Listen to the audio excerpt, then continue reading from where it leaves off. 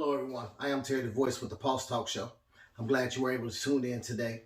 And on today we're going to discuss a topic that is not spoken of a lot, especially in the Black community. Today we're going to talk about depression. There's no hope. What do you mean, Scott? There's always hope. Not for me.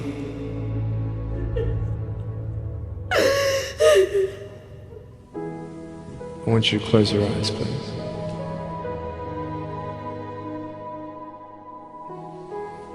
I want to ask you, how are you?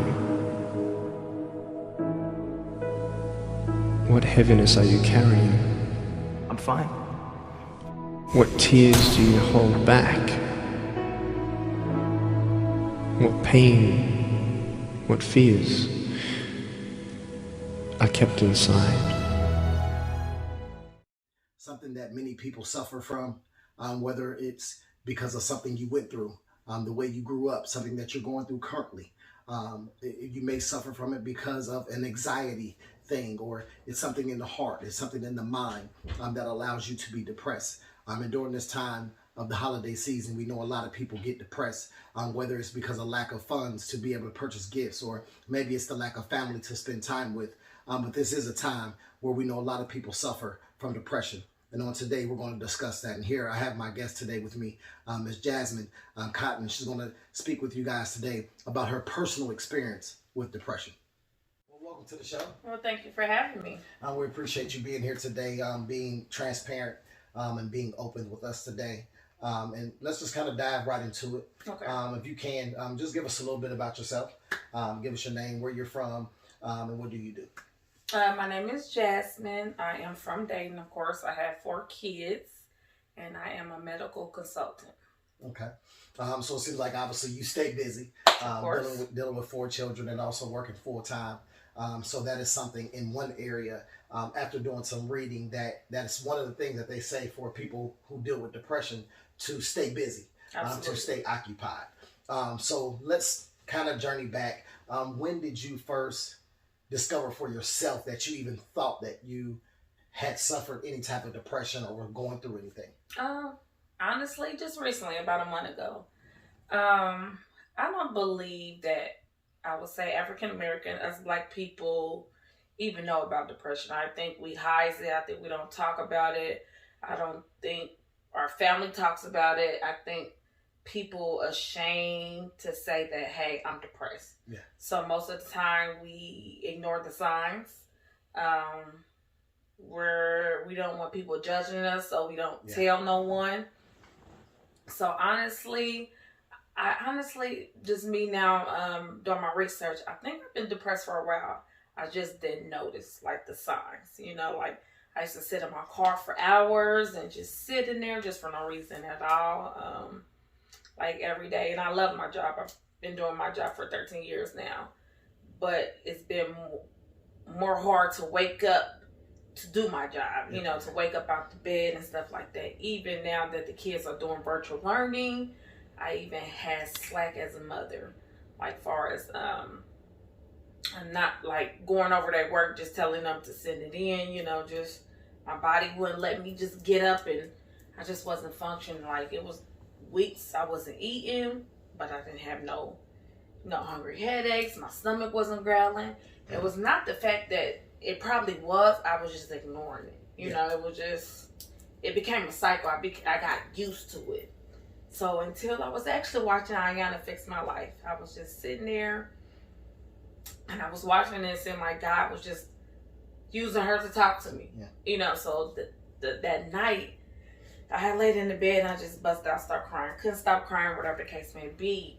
And I have blocked out like my past, like far as, my childhood and things like that. So, and I start remembering things. So I had to understand, like, this is my healing process. In order for anything to work, far as relationship, friendship, work, being a mother, being a daughter, a friend, I had to take responsibility, like, hey, something's wrong with you. And so what would you say kind of pinpointed something after realizing, hey, I slightly have a problem here.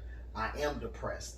After you went through that moment, what is something in your past that you can remember that you know for a fact, like, oh, that was it.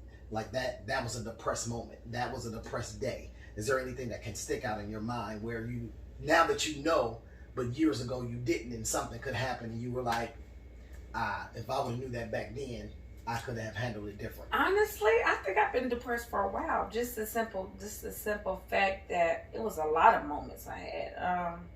I was on divorce court. I think that was just a depressed moment. Just the simple fact that our people today, instead of us talking about people, nobody's willing to help. Yeah. Nobody's willing to, because there's a lot of people Suffering. that's suffering for depression, but nobody wants to speak out on it because they so used to worrying about the outside world judging them. And all our people will say, hey, let's do this for our folks, but nobody's willing to do it. Nobody's willing to say, hey, I've been there, or this and this, or share that story. Everybody wants to hide in, or some people just don't know how, because sometimes in life we're not taught that, especially African American. In our household, we're not taught how to love or how to go through depression or how to go through certain things. We just throw it up on the rug, or we taught to be strong. Yeah, and that's it. I think a lot of, especially for Black women, you're taught to be strong. Absolutely. If your husband is lacking in a certain area, you're taught to step in. Absolutely. You're taught to protect. You're taught to cover up. Absolutely. Where he had been going through depression, and instead of seeking and getting help, we are built to cover it up. Absolutely. To, in a sense, put a camouflage over the situation. So a lot of times what happens, especially even with Black men, especially that I'm seeing, is that we're, instead of seeking the help, it's an ego thing. Mm-hmm. You know, I got this by myself. I can do it on my own, or I just don't want nobody to know. And those are a lot of the things, and it's not just Blacks, but we know for a fact in our community, it's major. And you see a lot of people, and they turn to drugs, or you know, they turn to even something as small as a video game, where a guy can, in a depressed state, play a video game all day. But all that did was to take the attention away from all the things that's going on in their life, whether it's a lack of job, whether it's a lack of love, whether it's a lack of motivation. That game allowed you in that brief moment to not think about it. So it's just like alcohol, you numb the pain just for the moment. Exactly. So we understand it's not just a Black thing, but we do understand that it is major in the Black community. Absolutely. Because we haven't been taught to get healed. And even the not funny, but the unfortunate situation, even for the church people, it was almost the way you were brought up, is that, you know, God heals all things and God does this and God does that, instead of us seeking natural help. And what we don't understand is, there is a higher being. There is God. But God ordained these certain people to help out. To help you. Absolutely. But we're so caught up and too spiritual, too saved to get the help that's right here on the earth with us. And I think that's where a lot of people miss out. It's either that point, or you have the people who create different things to get away from, or you have your people who just suffer, and they suffer with no help. And it ends to suicide. It leads to drugs. It leads to alcohol. You know, so you were a person to able, obviously, go through it for years. You didn't know that that's what you were suffering from. You know, obviously, you knew times where things wasn't right. You went through a divorce. Yeah. A divorce in itself takes a toll on a person, whether you want it out or not. That's where I think people get it misunderstood. It's not whether I wanted to stay in it or not. It's still a piece of me that I have to shed off and get rid of, because that was your lifestyle for forever how long. So now you're going from here to there, and not to dwell in it too much, but think about the depression in that time, where whether it was because of the arguments, whether it was because of the fact that you maybe felt like a failure because it didn't work. How did it make you feel in that time? Obviously, you didn't know it was depression, but what was your mindset during that time? During that time, I just felt more like alone and embarrassed. Simple fact that no one really knows your story. Yeah. So they're judging you off of just a piece of information. So at that point in time, this is where I knew I really was depressed. When I started thinking suicidal, even though the person I am, I know I would never do that, but just having that thought, that's a problem. That's the issue. So now I know, oh, this is the issue. It's just the fact of me having this thought, it's a problem. So that's when I knew, like, okay, yeah, this is deep. Yeah. So I need to talk to somebody at the end of the day. But once again, we're so taught to just to be strong and just hold everything in. Even when, you know how they say guys should never cry or guys should never show their emotions. That's the generation they've done put in people's head. You feel me? And I have a son myself. I would never. Yeah, exactly. Because you're teaching them don't cry. Don't show them not to show their emotions. What's wrong with a man showing their emotions?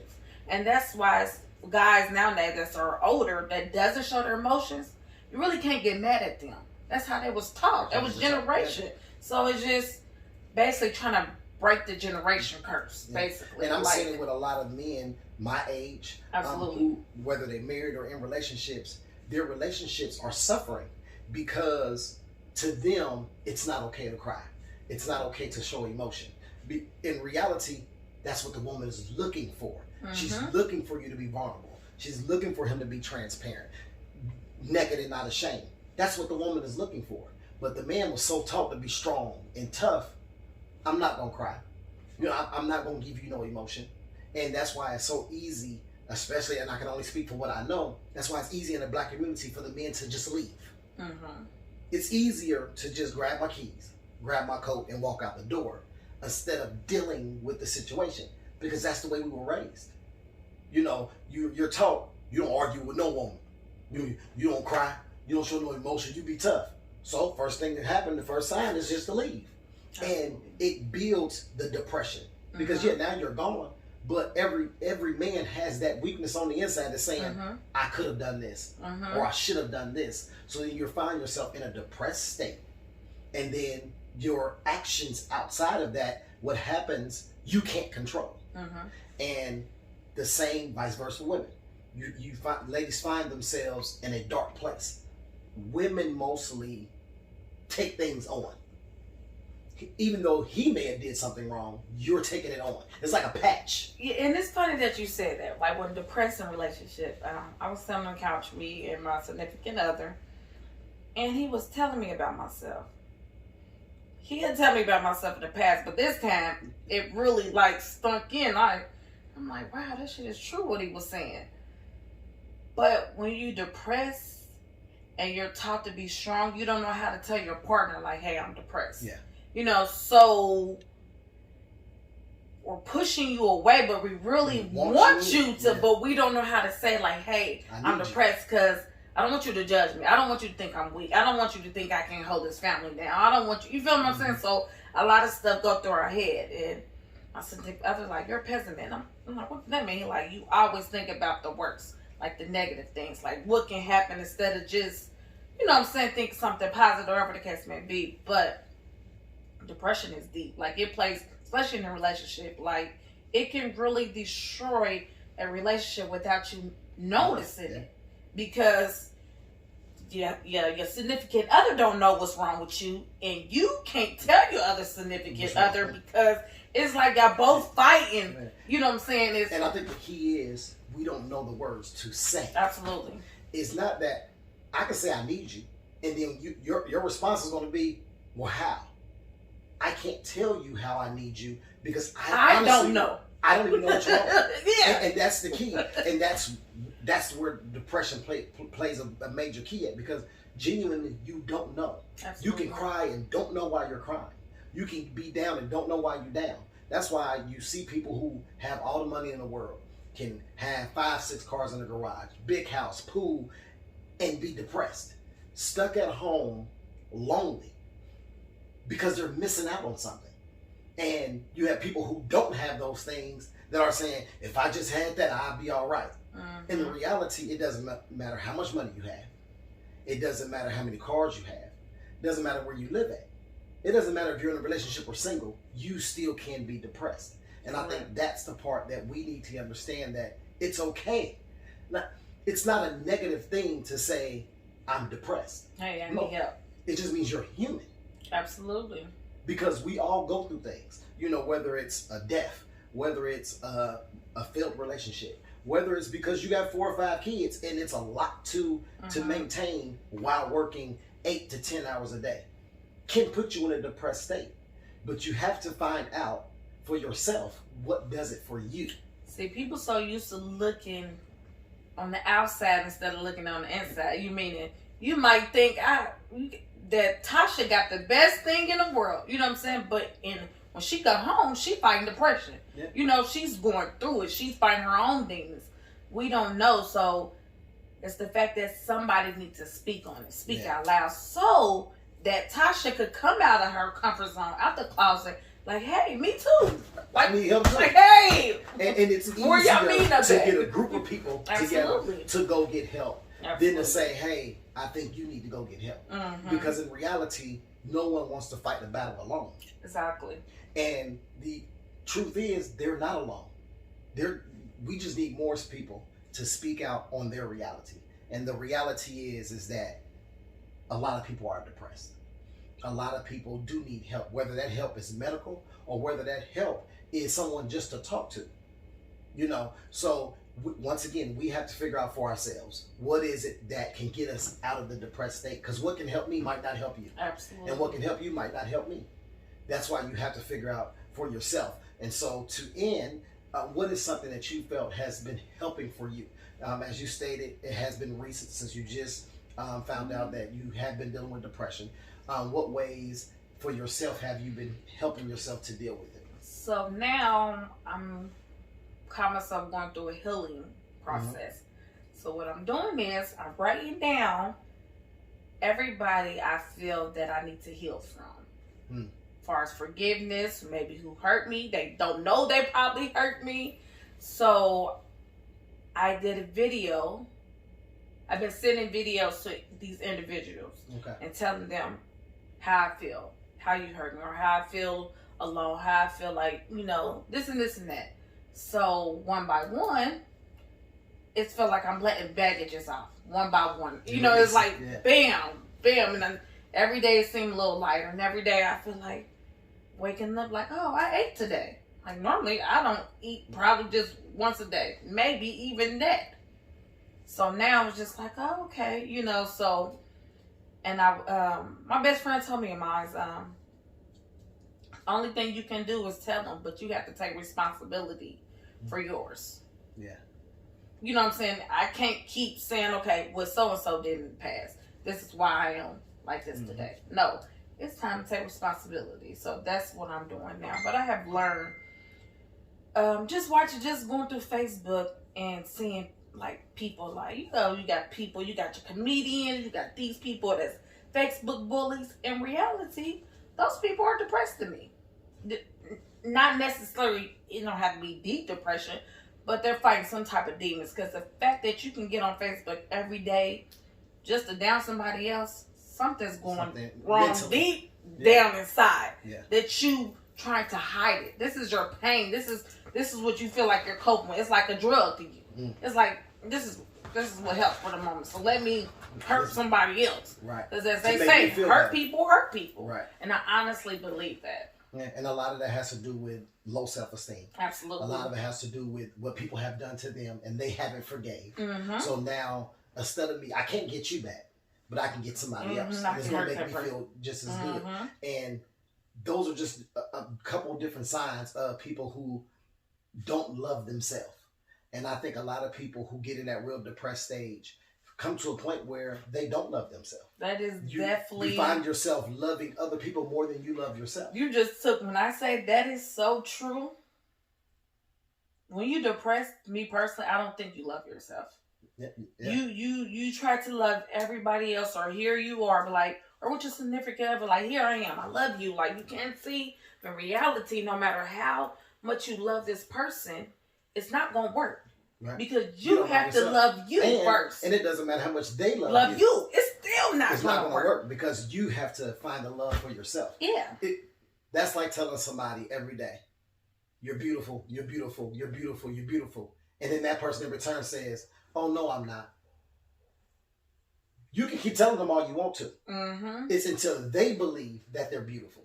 And the beauty starts on the inside. Absolutely. Because the most beautifulest woman in the world, 10 on the scale, can be ugly on the inside. Absolutely. And eventually it will start to show. So find the love for yourself on the inside. Respect yourself. Then you can love and respect others. Then you can be loved and receive respect from other people. But until you start to respect and love yourself, there's nothing you Will can do Smith had said something one time. He was basically saying he don't go into a relationship to look for happiness. Yeah, so basically, you should already be happy with you. So this person or anybody in your life that you're adding to your life, that should just be a bonus. Yeah. I'm not adding you to in my life to make me happy. I'm already happy. You know, and that's where that's where I'm trying to be right now in my life. I'm trying to focus on making me happy. Yeah. So when I get to the next stage, whatever, my significant husband or whoever it could be, kids, whatever's, you're just adding to it. You know what I'm saying? I don't need you to make me happy. Whether it's a job, whether it's anybody, kids, whether it's family, whether it's significant other, I'm happy and complete. That's complete. Before you come. Mm-hmm. When you get there, you'll just help elevate me. Yeah, that's all. And that's where once we start to realize that he or she doesn't bring you happiness, I'm bringing you the happiness that's already in me. Exactly. And it's allowing you to love me, which would internalize bring me the joy that I've been looking for. And it becomes a cycle. Because you love yourself, I love myself. I'm loving on you, you loving on me. That's and it's just going to keep rolling. It's going to keep rolling. It's going to continue to grow like a snowball rolling down the hill. It gets bigger and bigger and bigger. But and then until something breaks it, it has no choice but to grow. Exactly. And then once it's broken, you have to first heal yourself and then start rolling again. And I think a lot of times we rolling down that hill and we haven't been healed. Exactly. And while we're going down, we're tearing down everything in the process.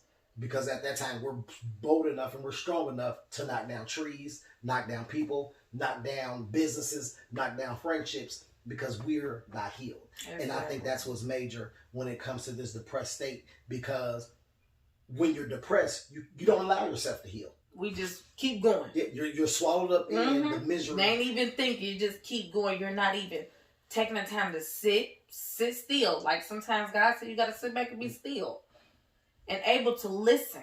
Because the whole time he's talking. But you're too busy. Too busy. We just keep going. So now that I'm at a point that I can just sit down and sit still and to understand, I'm able to heal. But of course it ain't going to happen just like that. It's day by day. It's a step at a time, one step at a time.